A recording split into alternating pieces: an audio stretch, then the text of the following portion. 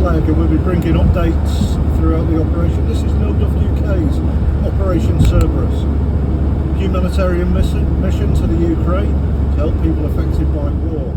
Now, updates will be provided. It's now the 25th of September 2023. Updates I will be posting them a couple of days behind, up to a week behind, just to protect operational security. But we will keep you updated with the progress of Cerberus over the next couple of weeks. Talk to you later. Well, we're eating up the miles. This is still day one. We're just about to pass Rugby now. We're making our way out of Cerberus. Looking forward to meeting some good people over there and getting some of this aid to where it desperately needs to go. So still day one. We've now been driving for about 3.5, 4 hours, and we're just pulling off the motorway to some services, gonna fill our faces, give ourselves some fuel and the vehicle some fuel, and then we'll be another 20 minutes, half an hour down the road to the ferry terminal. So here we go. Well, a little bit of an issue there. We just had a fuse go, so the tail lights on this vehicle died. But not a problem, we pulled over, we fixed it, back on the road again.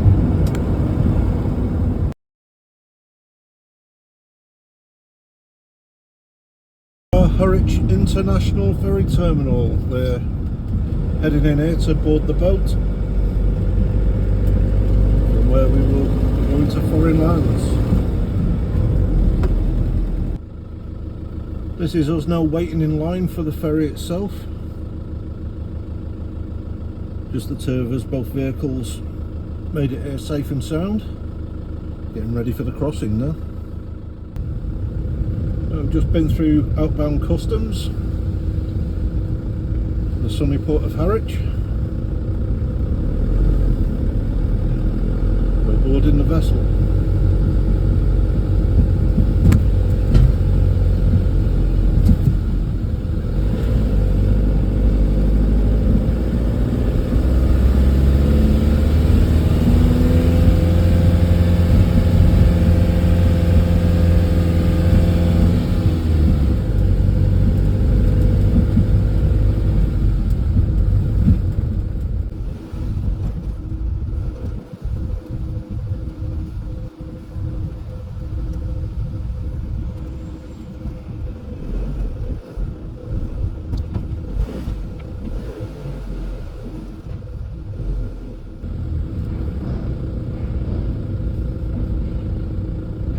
Here we go, into the belly of the beast.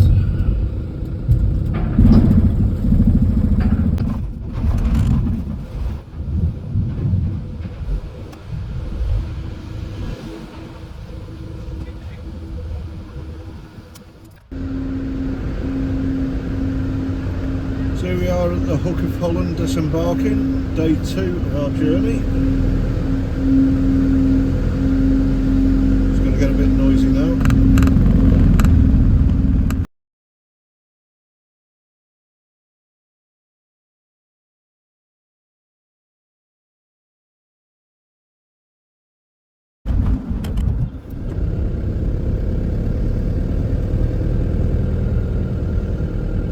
As we make our way ashore now, we're fully expecting a tug off the customs, purely due to the way that we look. These don't look like your average civvy vehicles.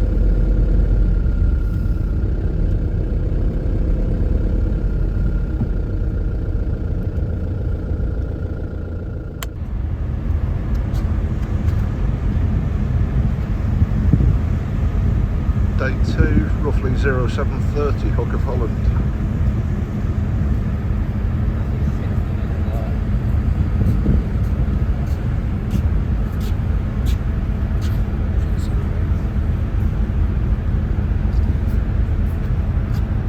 That didn't all pass that well,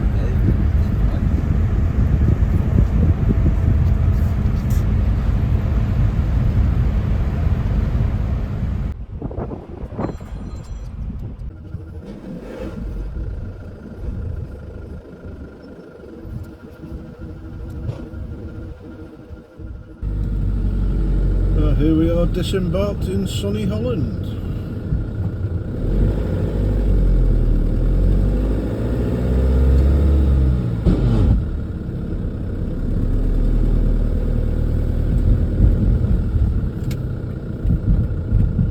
Heading for Amsterdam.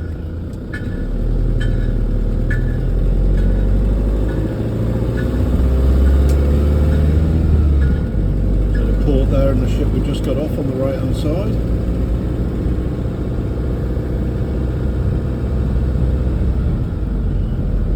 I've not driven in Holland now for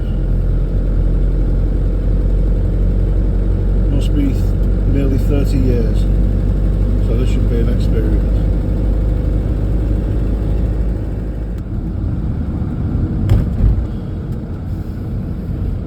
This is taking a bit of getting used to. These Dutch roundabouts, you'll go the wrong bloody way round them.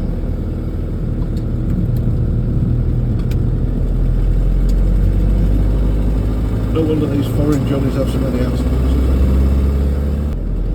We're now on the outskirts of Rotterdam. This is the start of Rotterdam on the right hand side now. Still day 2. It's going into our first Dutch restplaats or services. Some of these are all singing, all dancing, some a little more than a lay-by at the side of the road. So we shall see what this one's all about. We're pulling over here to sort some fuses out and to fit some European compliant light deflectors for the headlights, just to keep ourselves on the right side of the local law and rules and all that business.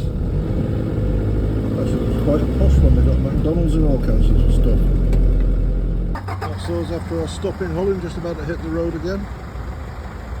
All we need is rubber feet now, sausage and egg McGuffins is all around. Yeah, make sure to let Deb know breakfast. Yeah, this one's for Deb. Dino put his hand in his pocket and bought us breakfast. In the Netherlands, the type fucker tried to pay with sterling. The rush hour, like everywhere else in the world, is a nightmare if you're trying to get anywhere.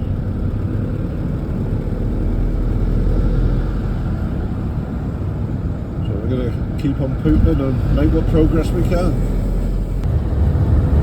So we're now reaching the end of Holland, approaching the border of Germany, Deutschland, and going to be crossing another country. It's still 15 hours until we cross the Polish border into Ukraine, so another couple of countries yet. So you forget how big Germany is. These autobahns go on for miles and miles and miles, laid in the 30s by the Germans for rapid movement of troops when they were building up for World War II. Didn't do them so much good in the long run, but hey, it worked for a while. Forerunner of the modern motorways. Now it's day 2, around about 1530, 1600 hours.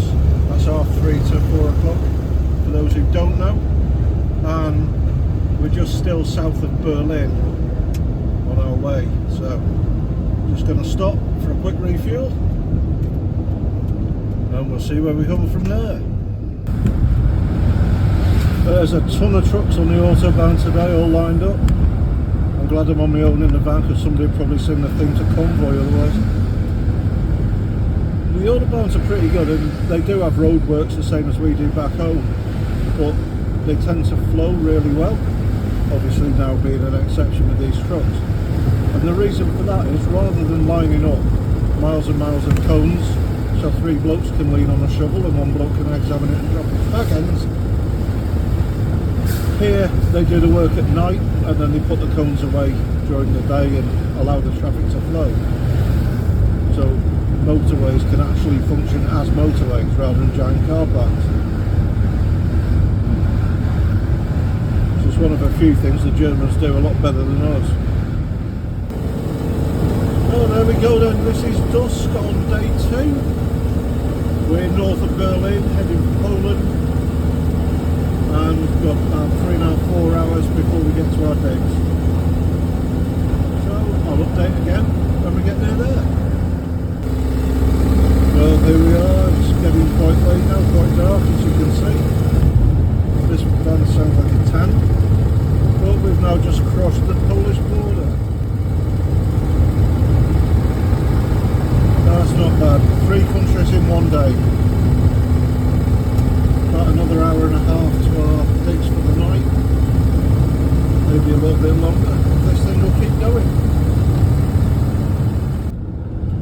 we're well in Poland now, and Ebenezer Owen has splashed out for a hotel, so we get a breakfast in the morning as well.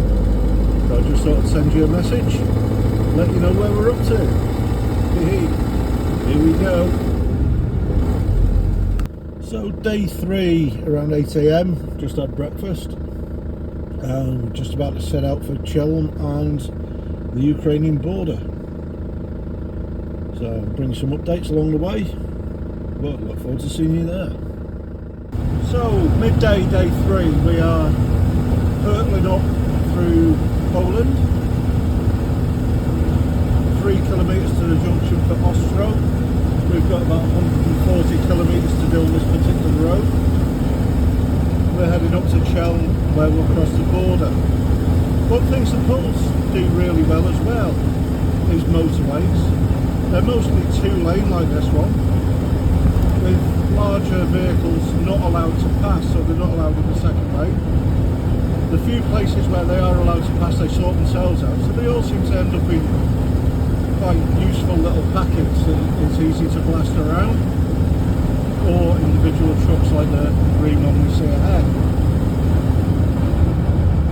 Now, rather than like in England where you get people with the little empire of their car hogging the middle lane or the outside lane, here everybody just gets past it and needs to and gets over. The faster traffic gets on with it, the slower traffic gets where they need to be. And in all the hundreds of miles we've done, we've not seen a single RTA, so it does work. So we really do not need to be nannied the way the British government nanny us. A lot of the roads here as well are concrete. This particular one's tarmac, but a lot of them are concrete, but without that irritating noise producing surface that they have to warn us that we're going faster than a moderate speed. And again, we haven't seen a single RTC, and people seem to drive with manners. Quite an unusual experience. My first time in Poland, so quite enjoying it, to be fair. Well, we're 10 minutes outside Chelm now. It's mid-afternoon, we're still in Poland. When we get to Chelm, we'll be going through the border security points and heading on into Ukraine. All these trees either side, a lot of them are walnut trees. This area very popular with walnut farming, and you can quite often see cars on the side of the road with signs on the top advertising that they're just selling at the side of the road there. Now this is the border town of Chelm itself. Can't really tell you too much about it because I haven't been here before basically. So following the other bus in and we'll see what happens. Now we passed through the town of Chelm. Although it is the border town between Ukraine and Poland, it is about 40 miles from the actual border itself. And all the distance in between full of farming land like this and small towns, hamlets, all of that kind of things. Real agricultural country, horticultural and all of that business. So I'm not going to bore you by filming the whole bit, so I'll speak to you when we make the crossing. So now passing through the village of Anapol, which is still in Poland and 11 miles from the border with Ukraine.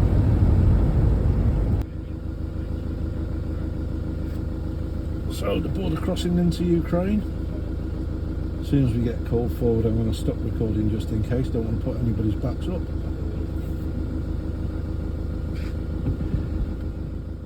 So here we are at the Polish border with Ukraine, and we've just been turned back because we haven't got an original V5 or some officious little tit. You know, you can see we're here for doing a good work, but obviously that doesn't count for much when you're Polish and over officious. Here we are, end of a very long day 3, and guess where we are? So here we are, speeding through the Ukrainian landscape with Demon Tweaks Dean at the wheel.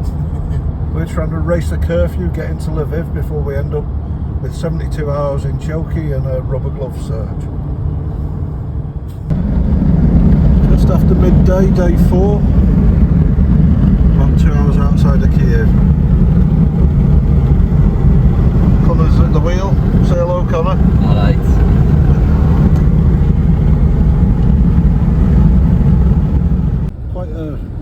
a number of contrasts. You'll see a modern cell phone or mobile phone tower, whatever they call it in this part of the world, and then there'll be a telegraph pole with a stork nest on top. Go around the corner, there's a field that stretches for miles. We're working a 1940s tractor with the farmers, working with really old kit like that and hand-balling stuff that we would use a machine for. It really is cracking countryside. The start of day 4, leaving Lviv, soundtrack by Dean Owen. Not on the right. Backing vocals Connor Owen, commentary by me. Dobra Bashnia, Lviv.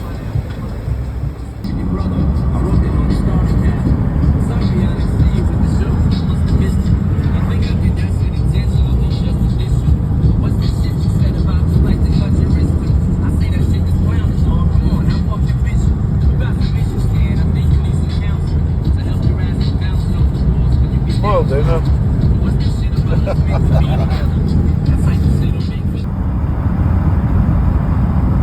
Sunflowers and blue sky. That didn't say Ukraine, I don't know what it is.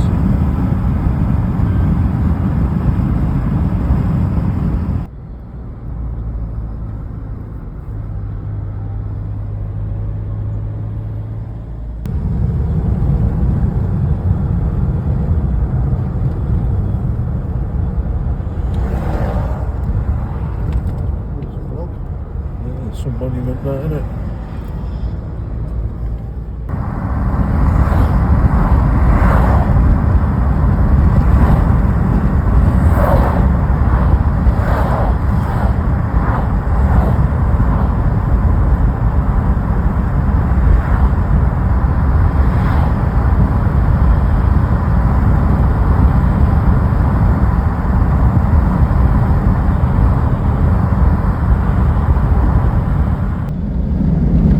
After midday, day 4, about 2 hours outside of Kiev. Connor's at the wheel. Say hello, Connor. Alright.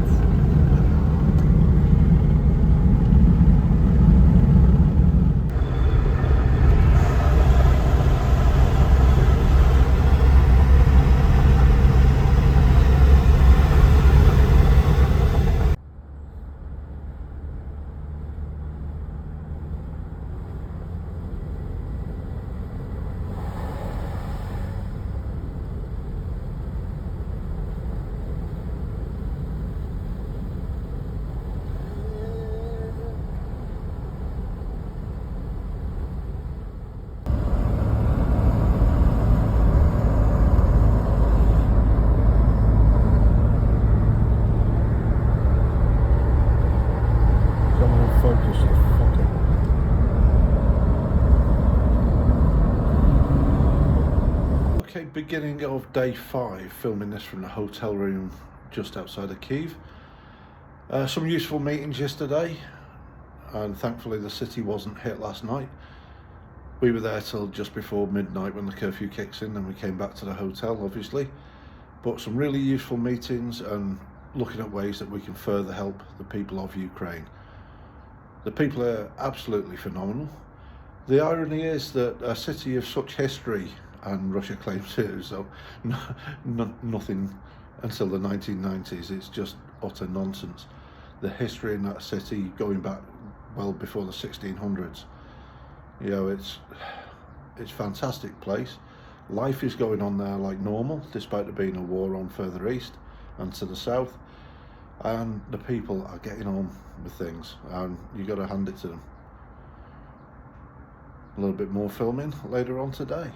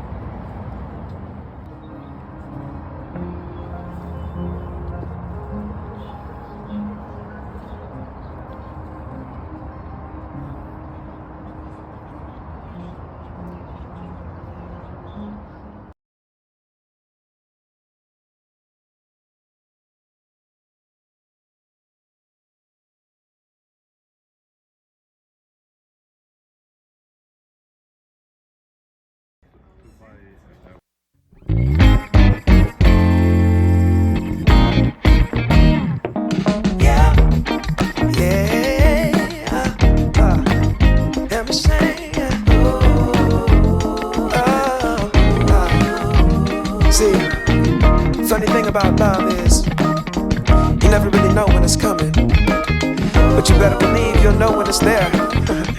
True story. I must have been searching, though I wasn't looking for much. Checking out the scene, wasn't trying to get my numbers up. You know I keep it cool. I prefer to stay in the cut. Don't want no attention on me when I'm trying to shake the blues up off me. But then I saw your face, it caused my heart to race. Girl, you're looking like $1,000,000 when I'm trying to shake the blues up off me. But then I saw your face, it caused my heart to race. Girl, you're looking like $1,000,000. Something about the way you strut your stuff. Oh, girl, you're fine as you wanna. What I'm supposed to do? Something told me got time to lose. Go ahead and bust a move. Funny thing about love, when it comes and goes, you never know. So you gotta keep your heart exposed. Something we hope never to see in Europe in any of our lifetimes. It absolutely breaks your heart.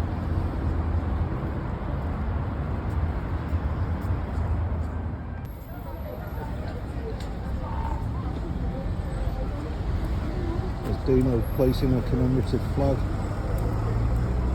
for one of the lads lost.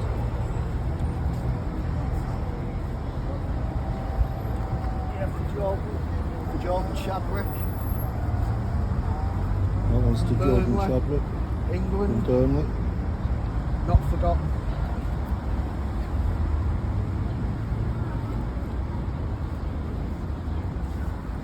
Sad.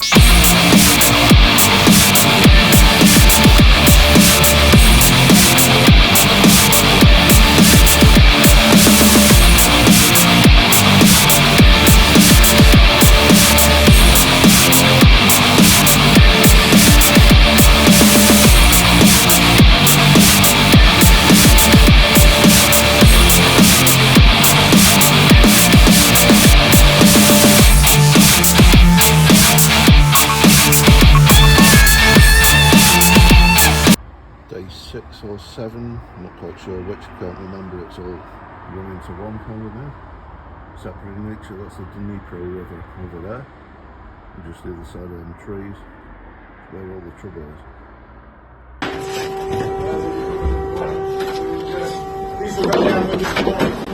Most probably.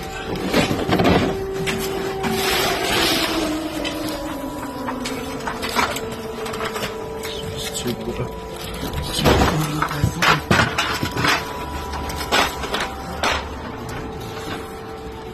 So here we are, day 6. We're in the Heroyam region, taking some aid down to the guys at the front line.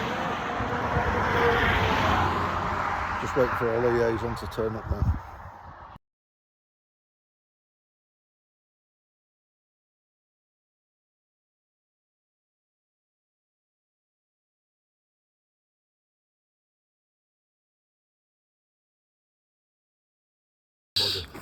Is the site that used to be a school, then used as a hospital. Then the Russians decided it was to be no more. I think it was 10 medics died here. 10 medics died here, Jamie just told us. We're taking a tour of this place with Pan, the local commander. That's just a little hole, mate. This is what they talk about when they're targeting military targets.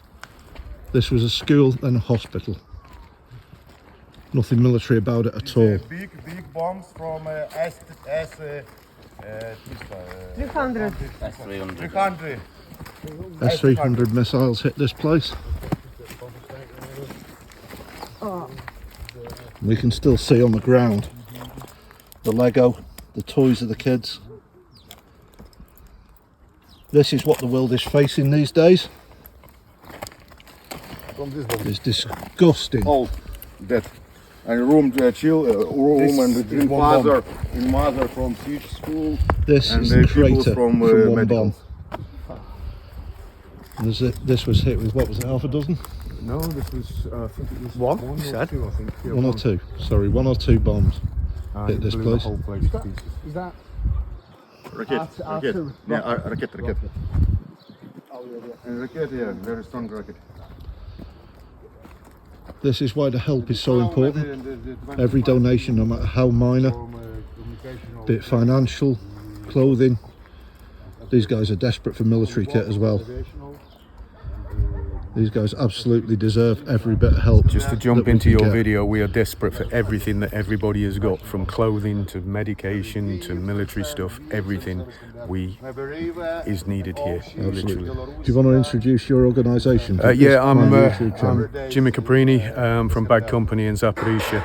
I've been over here for about 2 years now. My wife Natalie runs an official Ukraine charity over here, so we also have charity status. But yeah, we've been working in this area for 2 years, and we've seen everything you can possibly imagine, from dead bodies, people with limbs missing, civilians, soldiers. This area is bad, seriously bad. All along the front line is bad, but this is particularly bad for us because obviously we get to know a lot of the people here. So we've also had to bury a lot of the friends that we know here as well, civilians, aid workers, and soldiers. And this is what we face every single day, missiles this size. Not the little missiles, but missiles this size, and it's always a medical centre, a school, or civilian housing. Hardly ever do these rockets actually hit any military target at all. It's disgusting, it really is. Agreed. It's deliberate, it's absolutely deliberate, isn't it? Rockets can be targeted, I think, to it's about a square metre now. The S-300, some of the other rockets, you can target them perfectly.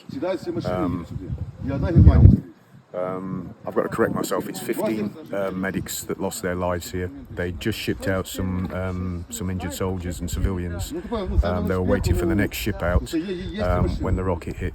So civilian doctors, civilian nurses and military doctors, military nurses were killed here. They don't even have weapons in this area, in this part. They're just medics. It's a hospital. Dead. And we see this every single day. We hear about this every single day. And we try wherever possible to supply as much more medical equipment, especially the military type medical equipment, because ambulance, police, fire and emergency rescue crews also use that stuff because it's easier to use, it's better packed than most of the normal medical stuff. So when somebody says, for instance, sends us 100 tourniquets, they don't just go to the military, they go to all the other rescue services as well.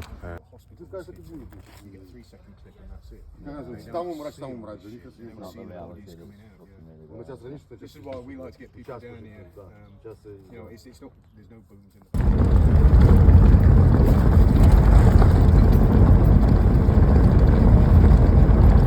Room dead. Bombs are in the road. All these buildings just destroyed. Building finished. And this is all civilian buildings.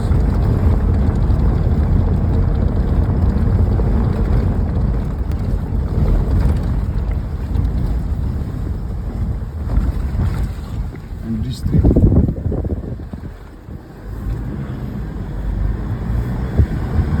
No people, no. Only dog, cat. So.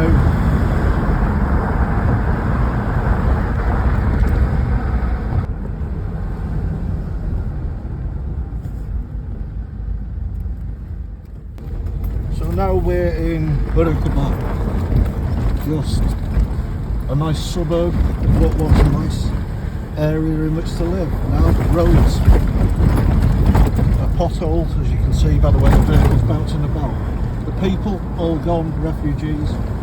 Once 40,000, now really only about 1,000 people, and they're very old. are too poor to move. No infrastructure, gas, electric, water. These people are the people that need all the help that they can get.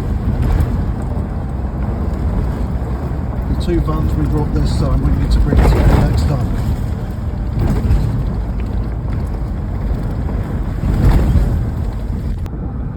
Understand, yeah? Yeah. Fuck.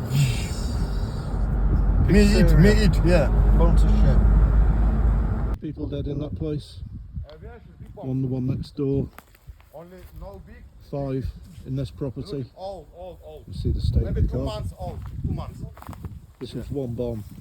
My car. Maybe friends 2 months buy for me. Nice. This Poland. Wheel good, injector good car.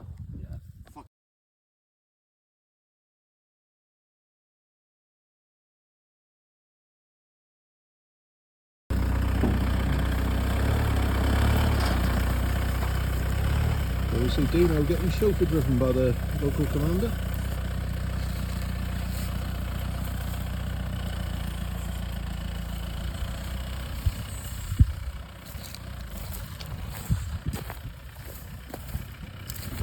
Picture? Yeah.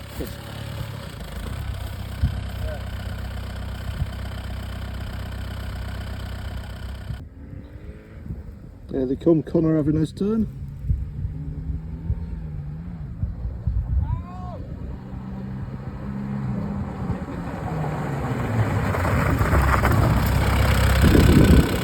And fucking 3 car. Only know that my soldier. Yeah. Soldier, zzz, hey, fuck, go. And liner. Yeah. Kamikaze. Kamikaze. Yeah. Hey, go.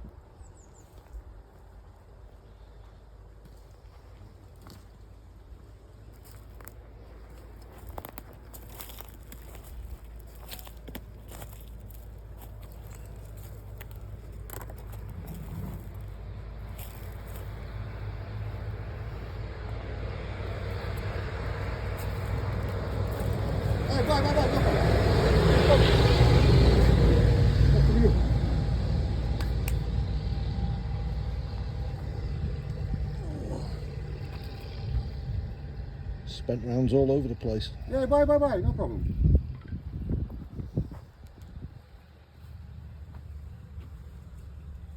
Go.